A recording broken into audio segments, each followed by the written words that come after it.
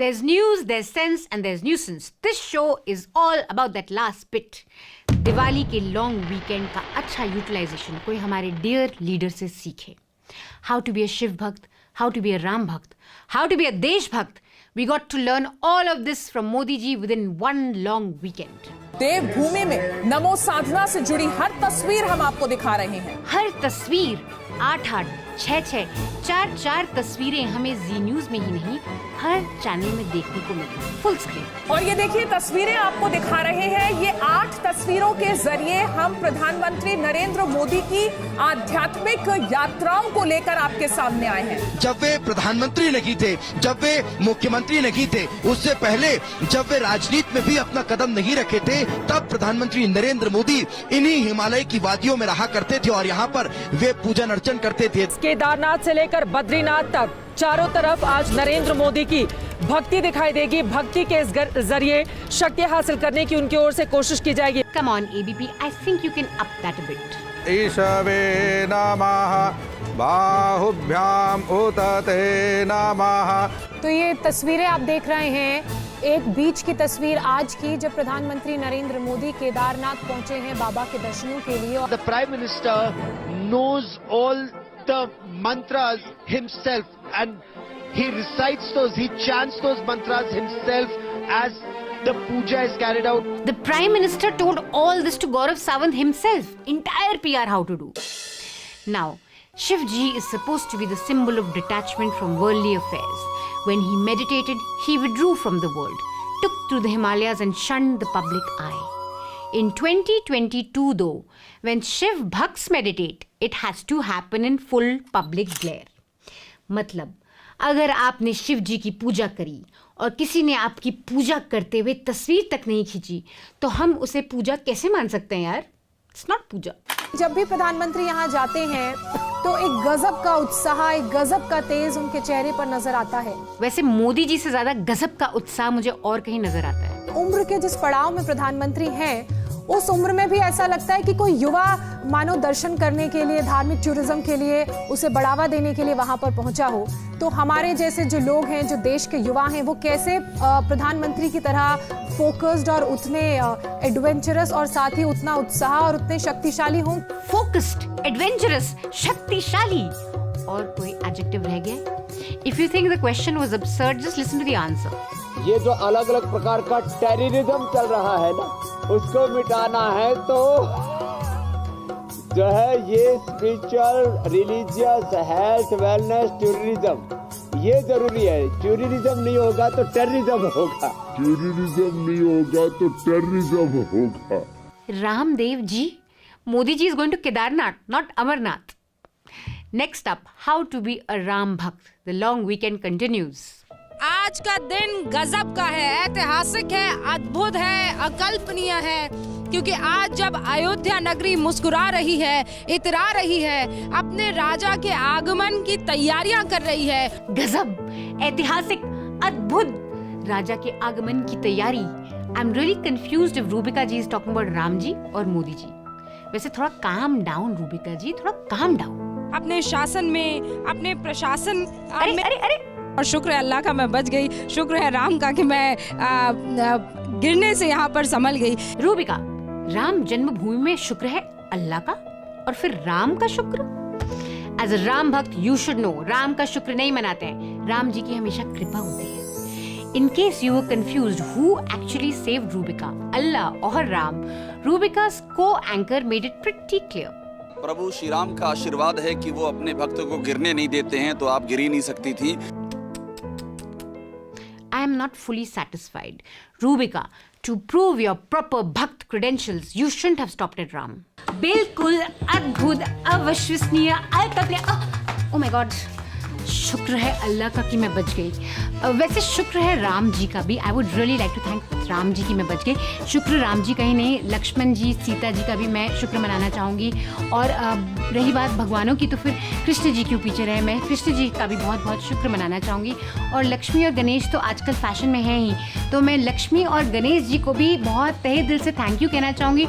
शुक्र है उनका भी 2,000 years later. एंड एक्चुअली भगवानों का नाम करें तो मैं one true God Modi ji, मैं उनका भी बहुत शुक्र मनाना चाहूँगी। मोदी जी की बात करें तो योगी जी को कैसे पीछे छोड़ सकते हैं, तो मोदी जी योगी जी दोनों मेरे ट्रू गॉड्स में, उनका भी शुक्र मनाना चाहूँगी कि मैं पत्रकारिता में गिरी नहीं, उठी ही जा रही हूँ। Can you believe where we are at? A Muslim news anchor on TV news has to follow up what comes naturally to her with what is expected of her. And Rubika is pretty well trained on how to deliver on the expectations. She spends a lot of her prime time training the country after all. जय श्री राम, जय श्री राम, जय श्री राम, ये क्या है? जय श्री राम, इसमें क्या दिक्कत है? क्या दिक्कत है? इमाम हिंद है वो। जय श्री राम, क्या दिक्कत है इसमें? Finally, Modi ji's long weekend came to an end at Kargil, where channels told us yet again how dear leader is the one true देशभक्त that Bharat Mata needs. Shiv भक्त हो गया, राम भक्त भी हो गया, देशभक्त भी हो गया, सब ठीक ठीक स्क्रिप्ट के मुताबिक चल रहा था कि सडनली कहानी में एक ट्विस्ट आ गया। एक तरफ गांधी जी की तस्वीर है, वो वैसे ही रहनी चाहिए, लेकिन दूसरी तरफ श्री गणेश जी की और श्री लक्ष्मी जी की तस्वीर भारतीय करेंसी के ऊपर लगाई जाए। मैं भारतीय जनता पार्टी के नेताओं के सामने हाथ जोड़कर उनसे आग्रह करना चाहूंगी कि इस प्रस्ताव का विरोध ना करें। इस देश के 130 करोड़ लोग ये चाहते हैं कि लक्ष्मी जी और गणेश जी की फोटो भारत के नोटों पर छपे। Atishi, when are you changing your surname from Marlena to Lakshgan or Ganlaksh, or maybe just Atishi मैं हिंदू हूँ? That wasn't it. You also had आप MLA tweeting and saying कि अगर आपको गणेश लक्ष्मी से प्रॉब्लम है तो गो टू पाकिस्तान। मतलब सब गोलमाल हो रहा था इस हफ्ते। Now, no prizes for guessing that the contest between BJP and AAP on who's the biggest Hindu of them all is actually a contest for votes, for elections. यहाँ तो बड़ा हिंदू छोटा हिंदू बनने की रेस लग रही है। छोटा बड़ा तो चलता रहेगा अमीश जी, but that's not what I'm interested in. What's truly interesting is how Kejriwal's Hindu pitch is getting really confusing and truly awkward for news anchors to handle. मतलब 8 साल से ये लोग मोदी भक्ति के चक्कर में कभी राम भक्त, कभी शिव भक्त, कभी विराट हिंदू बन गए। अब केजरीवाल जब बोल रहे कि मैं भी हिंदू, तो इसको डाउन प्ले कैसे करें, कुछ समझ नहीं आ रहा। केजरीवाल वर्सेस मोदी में पिस रहे हैं बेचारे anchors, whose position today is even more awkward than BJP spokespersons. So Navika found a very interesting way out of it. Kejriwal ji को क्या हो गया है? क्या हो गया है नविका? थोड़ा और मेलोड्रामा। सोनम गुप्ता बेवफा है। सोनम गुप्ता बेवफा है। वेट। अब यहाँ पे आप इस वीडियो को पॉज कर दें, जल्दी से पॉपकॉर्न बनाएं और वापस आएं। पॉपकॉर्न के चटकारे लगाते हुए अब ये पूरा क्लिप देखें। ये भी बात है कि रुपए पर लक्ष्मी गणेश की तस्वीरें प्रिंट करने के खिलाफ एक पहलू ये भी हो सकता है कि रुपए को कई बार थूक लगाकर गिना भी जाता है। भ्रष्टाचारियों के हाथ में रुपया होता है, रुपए को अपवित्र जगहों पर भी ले जाया जाता है। और तो और 2016 में नोटबंदी हुई, तब भी सोशल मीडिया पर लोग इस तरह के वायरल करते थे विजुअल्स जिसपे सोनम गुप्ता बेवफा है, यानी कि जो नोट हट गए वो बेवफा निकले। थूक लगा के नोट गिनते हैं। Is this some hybrid version of थूक जिहाद? लक्ष्मी जी का इतना बड़ा अपमान नहीं। गुड एफर्ट नविका, लेकिन इस डिफ्लेक्शन में वो कन्विक्शन, वो दम, वो क्रिएटिविटी नहीं है। What else can news anchors do for a better show? मतलब लक्ष्मी और गणेश जी के सजेशन को मना तो कर नहीं सकते हैं, हिंदू हैं आफ्टर ऑल, लेकिन आपका साथ भी नहीं दे सकते हैं, बीजेपी वाले हैं आफ्टर ऑल। तो चलो सेक्युलरिज्म की बात करते हैं। कंट्री सेकुलर है तो करेंसी कम्युनल कैसे? कंट्री सेकुलर है तो करेंसी में सिर्फ एक भगवान, एक आराध्य के, एक वर्ग के आराध्य की तस्वीर क्यों? इंडिया सेकुलर है, मतलब मैं अगर इसको इस तरह से पूछूं, सेकुलर है ना, सेकुलर फैब्रिक है, सर्वधर्म संभाव, सभी सम्मान। आप ये बताइए कि आपसे मैं पूछ रहा हूं कि अरविंद केजरीवाल की मांग सही या गलत? पहले तो रूबिका लियाकत जी, आप हर मामले में अपना एक मशवरा रखती हैं। हाँ, आपके हिसाब से ये मांग गलत है, सही है? नहीं, मेरे हिसाब से तो ये मांग गलत है सर। एक धर्मनिरपेक्ष देश है सर। एक धर्मनिरपेक्ष देश है सर। भारत एक धर्मनिरपेक्ष देश है? ये मैं क्या सुन रही हूँ रूबिका? एक धर्मनिरपेक्ष देश है सर। गजब। दिस इज मोर गजब देन मोदी जी राम भक्ति। पैक अप यार, पैक अप। मैं नहीं खेल रही ये गेम, मैं नहीं खेल रही।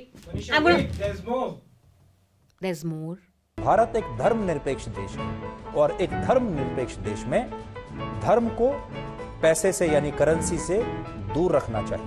भारत एक धर्मनिरपेक्ष देश है। सुधीर चौधरी, तुम भी उन जैसों की तरह निकले? Both Rubika and Sudhir are telling their viewers that India is secular. कमाल की बात है, इतने साल से मैं रूबिका और सुधीर को कभी जी न्यूज पे, कभी एबीपी पे, कभी आज तक में देखते आ रही हूँ, but I would have never guessed watching their shows that India is secular. हम धर्मनिरपेक्ष हैं। We shouldn't mix religion in politics. We shouldn't bring Hindu gods into politics. This is what these guys are saying. आप तो खून से लिख कर दे रहे हैं कि मैं मंदिर वहां पे नहीं बनेगा। खून से लिख कर दे दीजिए कि मंदिर वही बना देते हैं। मोहब्बत में बहुत ताकत है, आज नहीं तो कल आप आएंगे और आप यही कहेंगे कि मंदिर वही बनाएंगे। देश में कुछ लोग चाहते हैं कि हमारा देश भगवान श्री राम की बात ही ना करे, उनका मंदिर ना बनवाए और सिर्फ धर्मनिरपेक्षता के नाम पर ये नाटक करता रहे। राम भारत के डीएनए में बसते हैं। कि क्या राहुल गांधी को हिंदू होने का गर्व नहीं है? अगर आज आप किसी भी सरकारी डॉक्यूमेंट में भगवान राम की तस्वीर लगा दें या श्री कृष्ण की तस्वीर लगा दें तो तुरंत सांप्रदायिकता के आरोप लगने लगेंगे, उस पर राजनीति शुरू हो जाएगी। आप एक नंबर के 2004 शर्म आ रही है बताने में कि आपकी सरकार थी। शर्म आ रही है बताने में कि आपने हिंदुओं को पूजा करने से रोका। अपनी धार्मिक पहचान को भी निजी जीवन का विषय जो है लोग मानते थे, लेकिन प्रधानमंत्री मोदी ने पहली बार इसको बदला और उन्होंने अपनी संस्कृति पर गर्व करना इस देश को सिखाया। इस सब से आपको पता चलता है कि ये दुनिया कितनी नकली है। वेरी नकली। कल के विराट हिंदू आज की भीगी सेक्युलर बिल्ली बन गए हैं।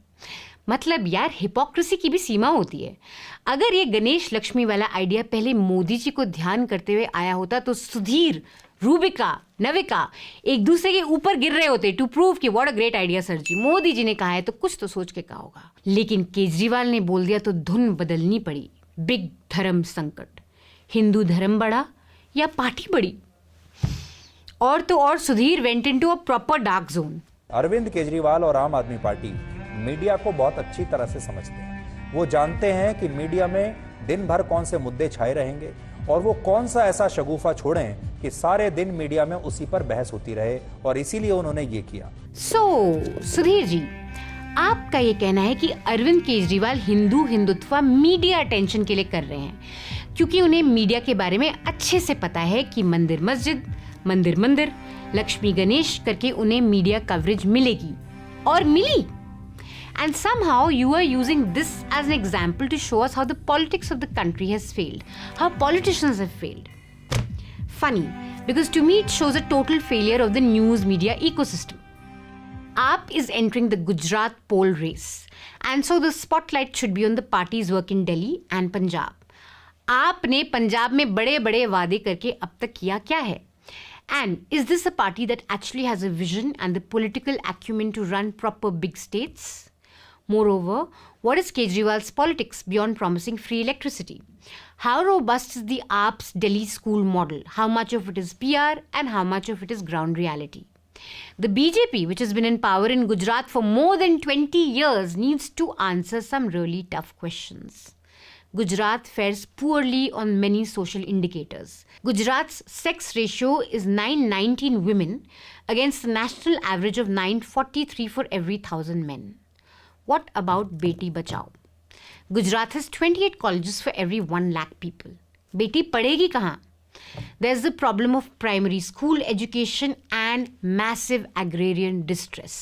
लेकिन न्यूज़ चैनल्स में आपको इन मुद्दों पे कभी डिबेट या डिस्कशन नहीं दिखेगी। जब जर्नलिस्ट नेता से सवाल करना छोड़ दें, दिन रात हिंदू मुस्लिम डिबेट्स करके पब्लिक को डिस्ट्रैक्ट करें, तो जाहिर सी बात है कि अब नेता को भी समझ आ गया है कि वोट आप देवी देवताओं का नाम जप के ले सकते हैं, और मीडिया साइड में है ही जय श्री राम करने के लिए। A latest survey shows that 3 out of 4 Indians above the age of 15 get their news through TV news channels. 51% of these people tune into Hindi news channels and only 1% to English. Hindi news channels में दिन रात हिंदू मुस्लिम होता है, तो आप सोच सकते हैं कि न्यूज़ के नाम पे पब्लिक क्या कंज्यूम कर रही है. Isn't it pathetic that the only time many of these news anchors actually dedicated a full program on the Indian economy is when Kejriwal brought Lakshmi and Ganesh into the debate? That is the state of news today. Economy का पता नहीं, news बिल्कुल भगवान भरोसे है. Literally. This week, the NBDSA has fined News 18 India rupees 50,000 for Aman Chopra's news show on Karnataka's hijab ban.